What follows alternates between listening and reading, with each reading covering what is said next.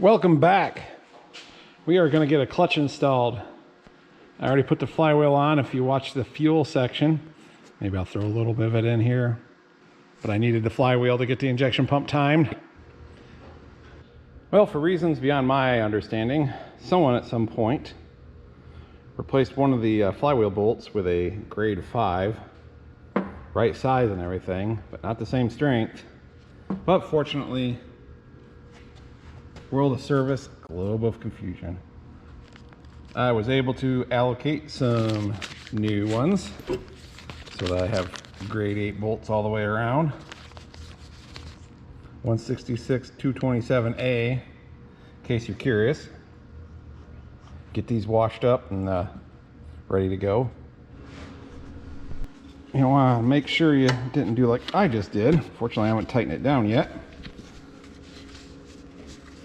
And caught the inspection cover between the plate and the block. There, that's better.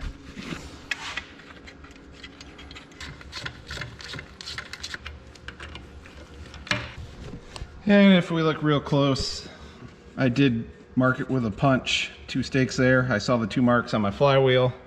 Another way to make sure I've got things lined up.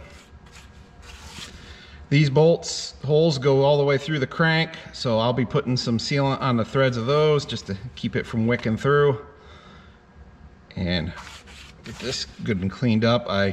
Before I even installed the crank, I chased the threads out, ran a tap all the way through them, so they're all good. Get a good accurate torque reading.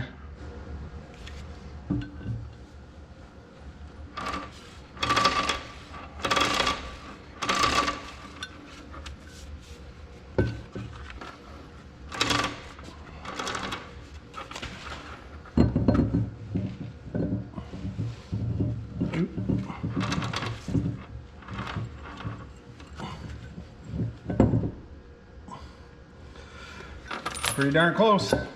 Whee! Now I'm going to use my go-to aviation forma gasket to put on the threads. I don't want something as strong as like Loctite. Someday I might have to take these bolts back out again.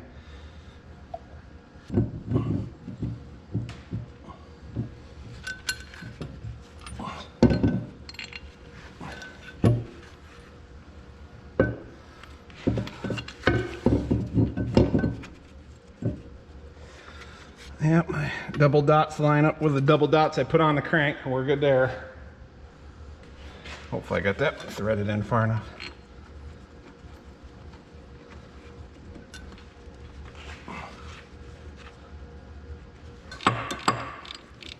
Oop, that wasn't it.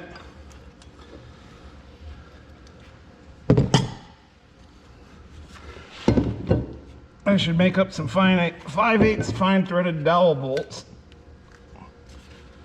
That's pretty common to the Oliver for the crankshaft to flywheel bolts.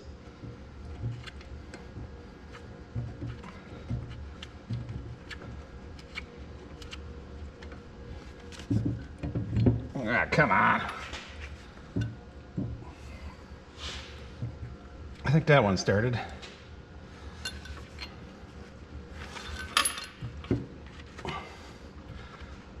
There, I think that one started.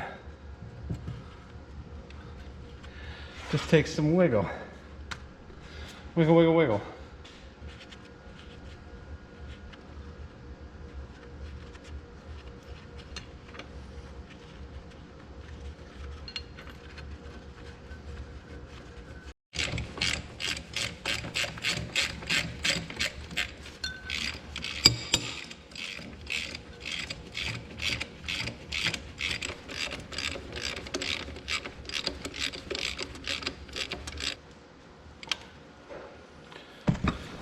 Okay, just need to torque. I gotta look that up. Another advantage of doing this in the frame, I got something I can keep the flywheel from turning with. Book says 67 to 69 foot-pounds. So I've got the old beepometer set for 68.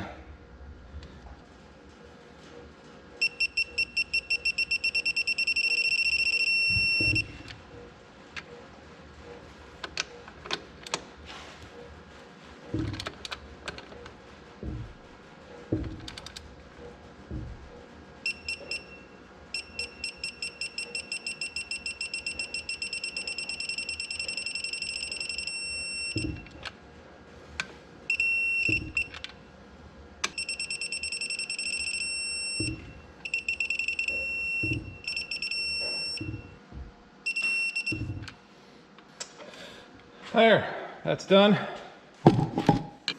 Another advantage of not having the bell housing on, I can get light in there. It turned a little on me, but I think I would get the front tightened down while I'm doing this before I forget. I'll have to look up the bolt torque for that too. But I can try out the 3/4 inch drive one. Let's get this locking tab off. You guys are all remembering to remind me about this, that I didn't want to forget it.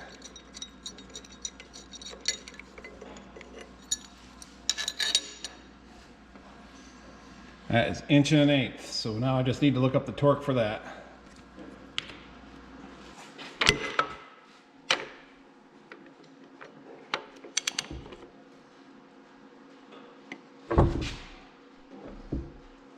I might want to put something through one of the bolt holes.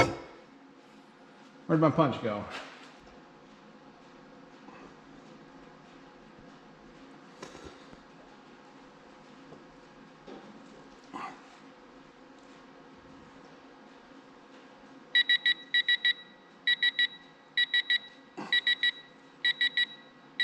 Ooh. Nelly.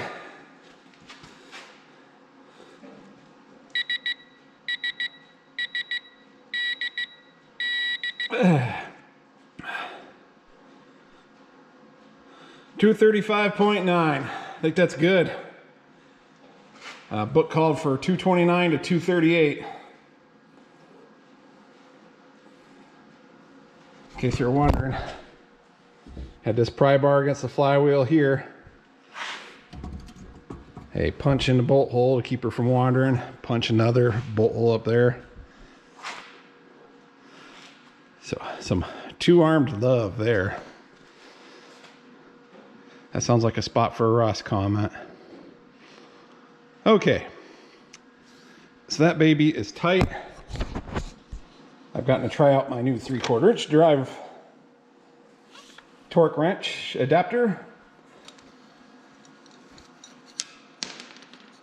No, nothing important.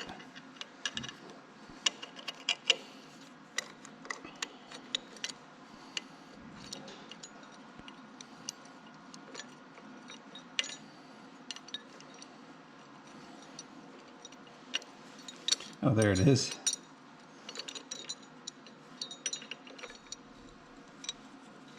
Get in there. Get in there.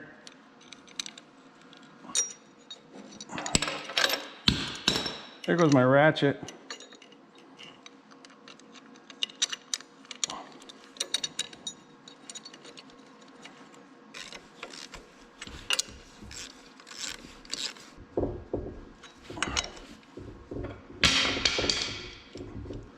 Well, that was my flywheel chuck. All right. So now we need to got our drive hub. These splines look very good, which is great because the shaft splines did not look quite so well, but don't need to replace this. It is available. I need to get pilot bearing out. We're not gonna try to save 20 bucks over a pilot bearing. But you have to pull the engine to change. Come on.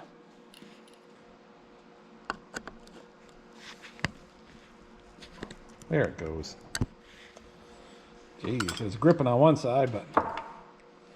All right, let me get this. It ain't gonna pull out easy, which is good. You don't want it spinning. I'm gonna slide hammer.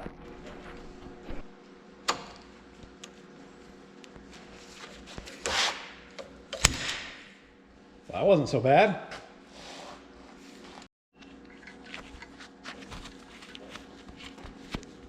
It does sound a little dry. I was going to replace it either way, but just as well. I'll get that hub cleaned up, then we can put a new one in. Let's get that brand new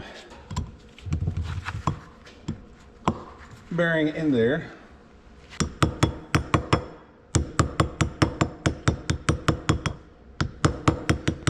What did I do with the old one?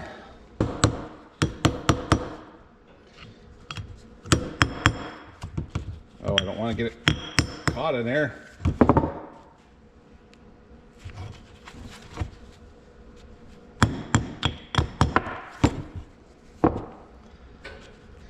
I want to only drive on that outside edge. Oh look, it turned.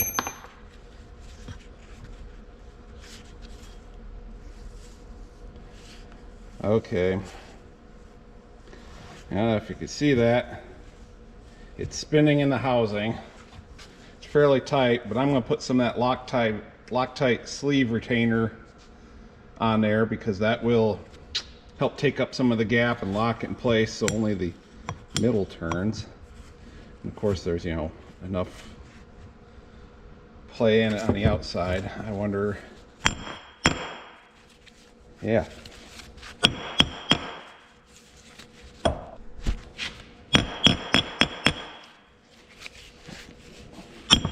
There she goes. Well, I'll get the brake cleaner, clean that surface up good, and put some green goo.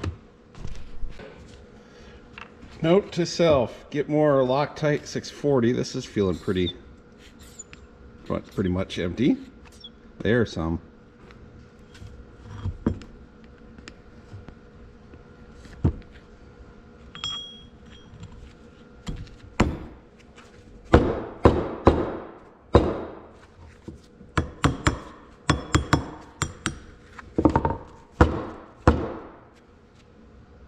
I keep telling myself I need to get some steel to put over this workbench. Be a lot easier to keep it clean.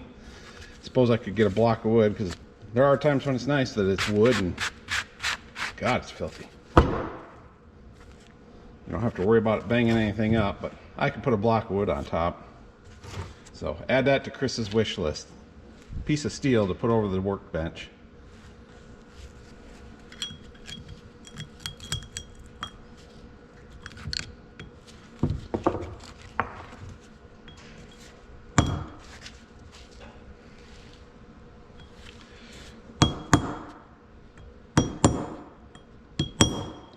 There she goes. Just making sure that snap ring is seated in there good.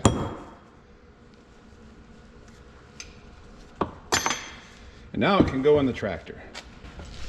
This fits pretty snugly in there. It's got draw bolt holes. If you watched where I was taking it apart, you probably are aware of that.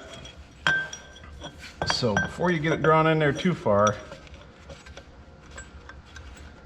get all the bolts in.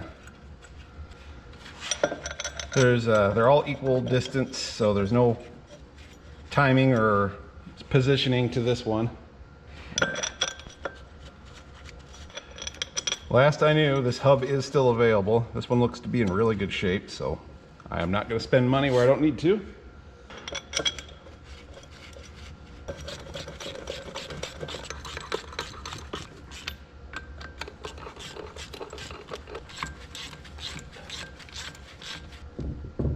Click. Double click.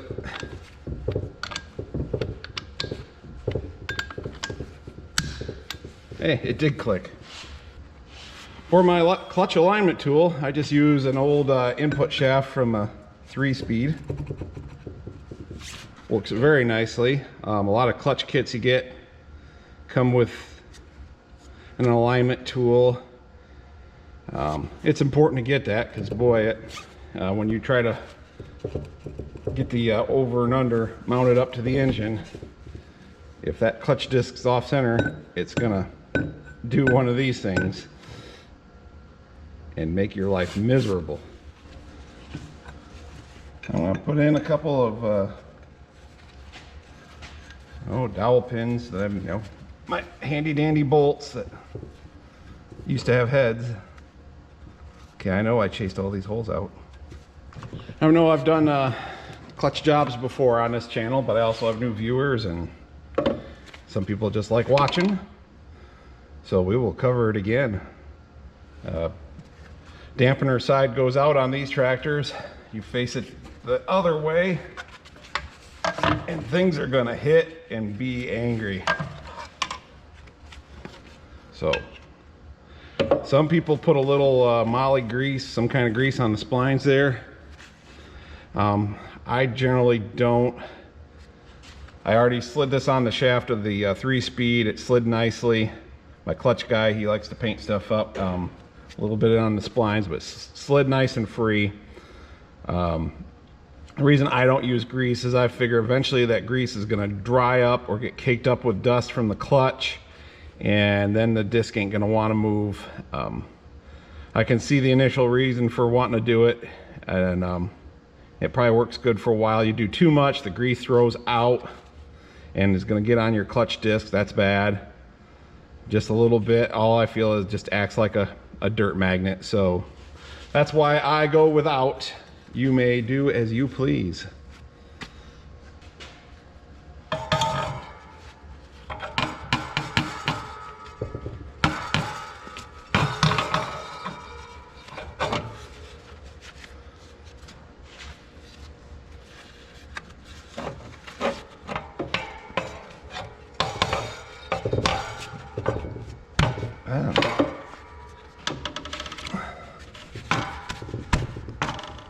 I don't know if it's the bolt or that hole, but it's a snug fit. Oops. Okay, might have been just bound up a little. Hey, don't slide off.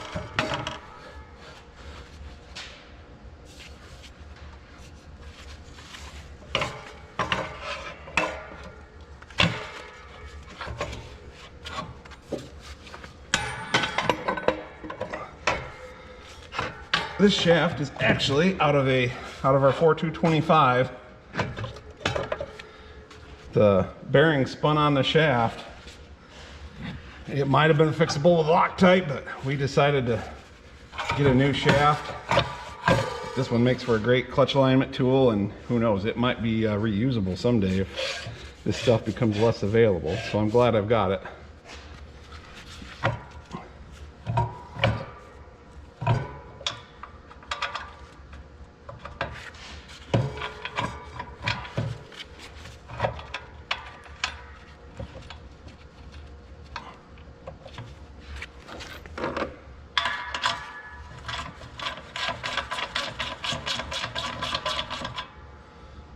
Don't want to get her in too far.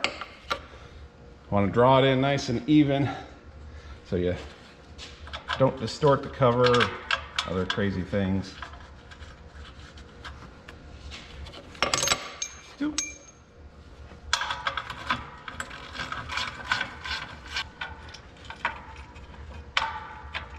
I know you're down there somewhere.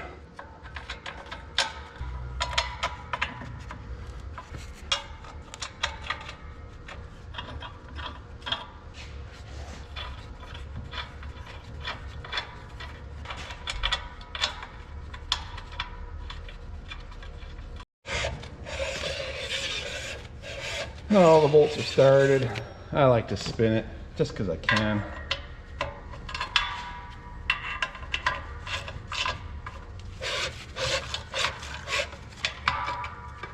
And now I can't. I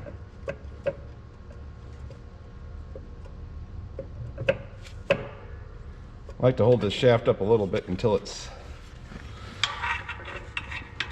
firmly held in place. I don't know if that little bit's gonna make a difference or not, but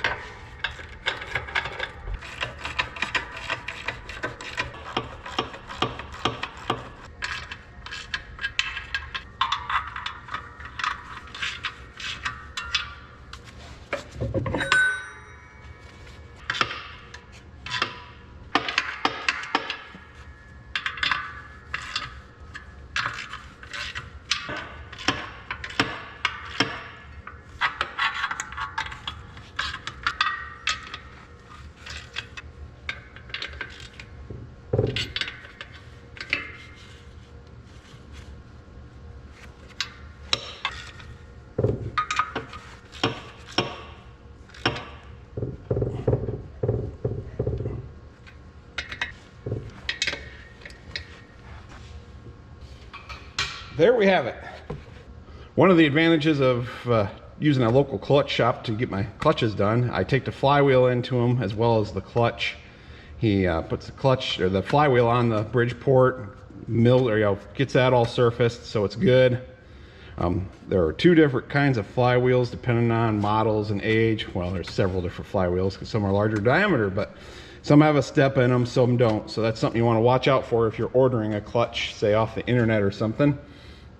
A lot of those will come with spacers, and if you have a flat flywheel with no step in it, you put the spacer in to take the space of the step, and if you have the step, you leave the spacers out.